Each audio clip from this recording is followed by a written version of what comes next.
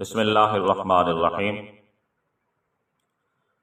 پہلی کا چاند بڑا ہو یا کافی دیر تک ٹھہرا رہے تو بہت سے لوگ اس چاند کو بڑا دیکھ کر کہنے لگتے ہیں کہ یہ چاند کل کا ہے، یا آج 29 نہ تھی بلکہ 30 تھی، کیونکہ 29 کا چاند اتنا بڑا نہیں ہوتا۔ یہ ان لوگوں کی خام خیالی ہے۔ شریعت کے معاملے میں خام خیالی اور قیاسی باتوں کو کوئی دخل نہیں ہے۔ اور اسی طرح بہت سے لوگ چاند اونچا دیکھ کر کہتے ہیں کہ اگر 29 کا چاند ہوتا تو اتنا نہ ٹھہرتا۔ یہ سب باتیں جھوٹے وہم ہیں جن پر شریعت متوجہ نہیں ہوتی۔ اور سب سے بڑھ کر ان اوہام کو دفع کرنے والی حدیث ہے، یعنی یہ تمام وہم جو انسان اپنے دل کے اندر لاتا ہے اس حدیث طیبہ سے ختم ہو جائیں گے۔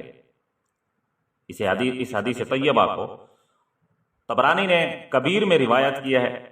حضرت عبداللہ ابن مسعود رضی اللہ تعالی عنہ بیان کرتے ہیں کہ نبی کریم رؤوف الرحیم صلی اللہ علیہ وسلم نے فرمایا کہ قیامت کے نزدیک ہونے کی ایک نشانی یہ ہے کہ پہلی کے چاند بڑے نظر آئیں گے۔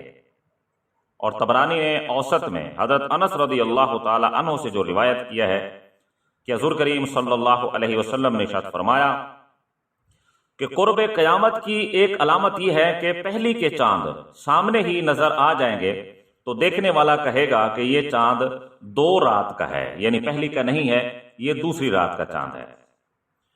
تو سامعین، اب یہ تمام وہم جو انسان اپنے دل کے اندر لاتا ہے ان حدیثوں سے ختم ہو جاتے ہیں کہ چاند کا بڑا ہونا اس بات کی دلیل نہیں ہے کہ یہ چاند دوسری رات کا ہے یا تیسری رات کا ہے۔ اسی طرح صحابی کا ایک اثر ہے جسے کنز العمال میں روایت کیا گیا ہے۔ اس کے راوی حضرت ابو البختری رحمۃ اللہ علیہ ہیں۔ وہ فرماتے ہیں کہ ہم عمرے کو نکلے تو راستے میں چاند دیکھا۔ کسی نے کہا یہ چاند 3 رات کا ہے، کسی نے کہا 2 رات کا ہے۔ تو ہمارے اس سفر میں ہمارے ساتھ حضرت عبداللہ ابن عباس رضی اللہ تعالی عنہ بھی تھے۔